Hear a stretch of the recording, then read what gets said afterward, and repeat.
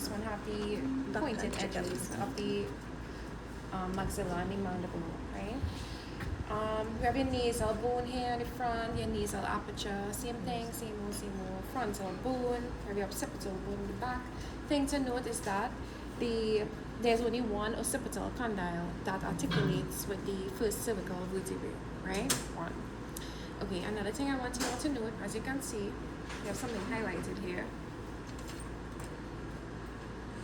in red. Anybody knows the name of this bone? Thank you. This is the quadrate bone, right? You know what's the importance of it? Like how it helps, what its function. So basically, the quadrate bone is closely associated with this thin bone here, which is known as your jugal bone or your jugal arch, which is synonymous with our zygomatic arch in our mammalian species, right? So what has happened is when this lower beak depresses or opens, this quadrate bone basically rotates to allow for the upper jaw to open, right? And in specific species, so I saw parrots, it will allow for a larger opening, so it will rotate more, right? And that is known as cranial kinesis. So the lower jaw is open, but this rotation of the quadrate bone allows for the upper jaw to open as well, right? So have for maximum, opening, aperture. Okay, other thing to note here, we have an interorbital bone, right? Interorbitals between the two orbits. Here we can't really see it, but normally they have a sclerotal ossicle or ring that's be around the eye too, right? The more you can see it, and yeah, but it's just something to note. You can't really see it here. So that's all we'll probably ask here. We have the jugal bone or jugal arch, and then the quadrate bone, nasal aperture, our occipital bone with our one occipital condyle. Nothing too crazy, right?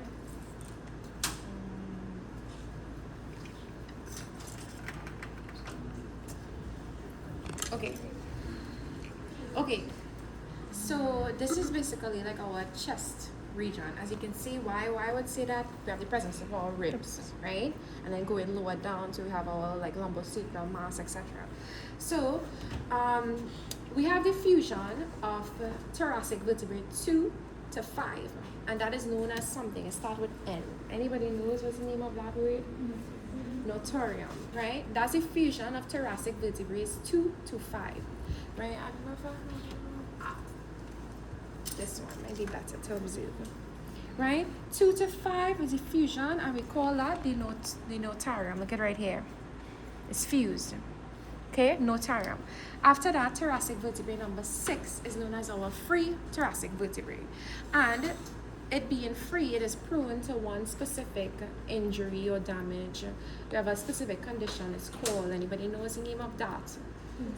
Kinky back, right? So that's a free, more mobile vertebrae, right? The fusion of the thoracic vertebrae 2 to 5 is to allow for rigidity, right? For rigidity for the thoracic cavity, and even when the animal has to flap its wings, it needs to be strong and firm, right? So it doesn't break when it has to lift off, right? This free vertebrae, thoracic vertebrae number 6, is prone to damage, maybe some metabolic diseases, and it will cause kinky back.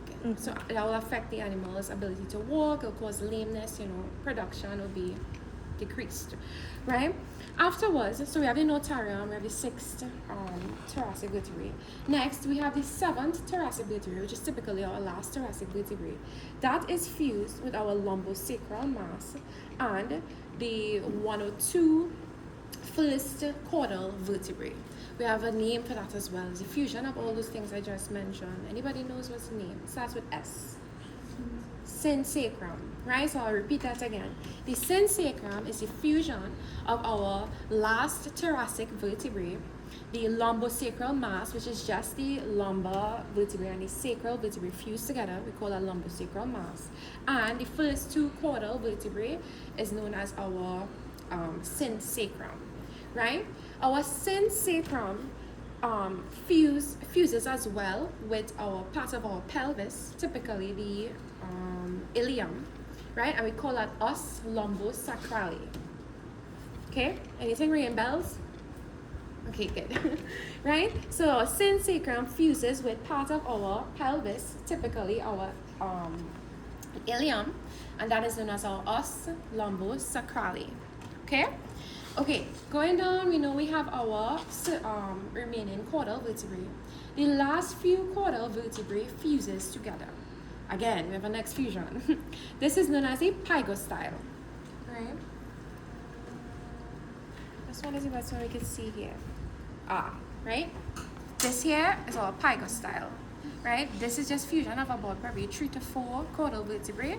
And this is very important because we have the attachment of our tail feathers. Right? Remember our tail feathers and as well as our primary and secondary feathers, all those aid in flying. Right? What is the importance of the tail feathers attaching to the pygostyle? What action does it allow the bird when it's flying? What does it do? To break, right? It allows for braking, so it will lift up to the air to stop the bird, and in addition to that, it allows it to stay. So tail feathers attached to our pygostyle, which is very important fusion of our last few caudal or coccygeal vertebrae, right? Okay, good. Any questions about our spine in the avian species? No questions. Cool. Okay, next we're gonna talk about these bones we could see here, right? Anybody know what this is called?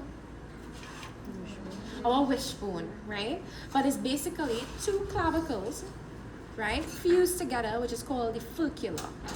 Furcula, right? The 2 of the clavicles, right and left, fused together is known as our wishbone or furcula. Remember, I don't want to see wishbone in the exam, right? That's for somebody who, doing something with their sibling and they break it. Oh yeah, I get a longer piece of the wishbone, right?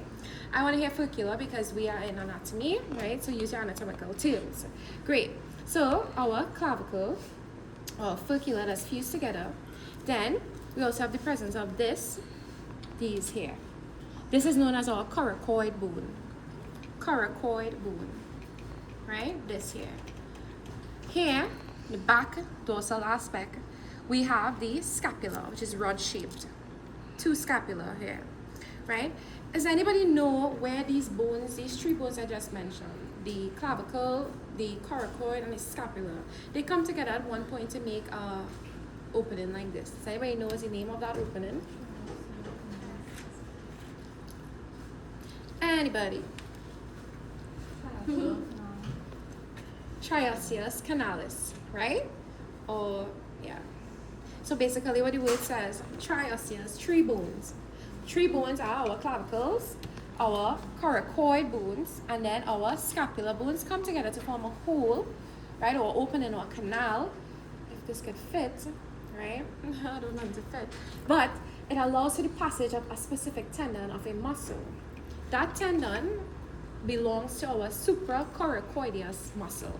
Remember, that's one of our major flight muscles that allows for upward elevation of the wings, right? So that running through here will allow and promote the elevation of the wings as well, right? How that tendon passes through this hole, this passageway.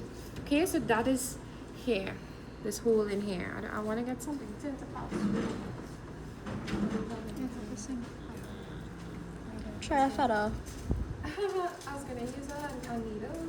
It have a single feather here or something. You want to try it?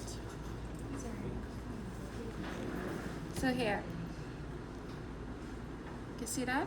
You would see where the 3 bones meet, right? Don't mix it up with a next space down here and you see the humerus. No, right? It's those 3 bones come together at a point to allow the passage of our tendon of our supracoracoideus muscle. Very good. So after that now, we have this bone here. This is known as our humerus. Simple, same thing that we would know. Then we have our radius and ulna. Which one do you think is our radius and ulna here? What is this one y'all think is? Right. So in our avian species here, the thicker one, the sturdier one, the stronger one is our ulna, compared to what we learned about the mammalian species. Therefore, this by default is our radius, right? Okay, things breaking up hard. Okay, and just to continue down here, this is our femur, and then this here is what people love to eat. This is our drumstick, also known as our tibial tarsus, right? It's our tibial bone fused with our tarsal bones, so we call it tibial tarsus, not the tibia, right? And you can see the small one here attached to it is our fibula, right? Continue, and you'll have your others, but just what we could see is what I'll tell you all right now, right? And just to note too, right, where our feathers would attached, we have our digits running here, right? They have 3 digits, but can't really identify them too clearly. Okay, any questions about this? No questions, okay? Canals. Right, again, this here is our wing, right? And we can see our humerus, then our ulna, radius, and then this is one of our digits, probably the first one. Okay?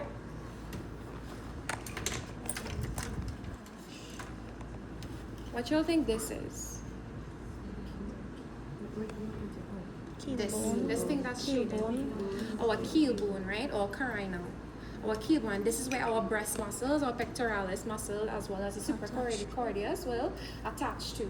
And then this would tell us how much it covers, how our bird is being fed, the body condition score. Okay? Nothing too important here. And one thing I want to go back to that I missed out. Right. So I mentioned this is our pelvis, right? Pelvis is made up of 3 bones, just like other species. This first one here is our ilium, right? Then we have the ischium here. This small one here, attached in this kind of rod shape, this is our pubis, right? And we know we have the same thing like normal, the acetabulum for our head of the femur to attach. Right, and we have other minor holes as well that you could probably go through. This one I believe is our obturator foramen. Okay, and then we have where the fusion of the bones, the ilio-ischial opening or foramen, right? Triple check on that one for me. So that's pretty much what it is. Don't forget the names of the fusions of the types, different areas of the bones and the spine. Also, we know that we have our ribs, right? Typically, the first rib is where we have our floating rib, and on our ribs we have a vertebral part because it connects to our vertebrae, and then we have a sternal part as it connects to our sternum, right? Where these 2 parts meet is known as our intercostal joint. Intercostal joints, right? That's here, here, here, here. And what we can appreciate on the vertebral part of our ribs, we have these processes projecting in a quarter-dorsal direction. Does anybody know the names of these processes? The uncinate process. That just again provides rigidity to our rib cage, right? Remember when the animal is flying, we don't want anything going all the way place. So that's how our skeleton is designed to allow for the animal to fly and to land safely and keep everything in order and in place. Any questions? Okay, I think I covered what I needed to. Okay.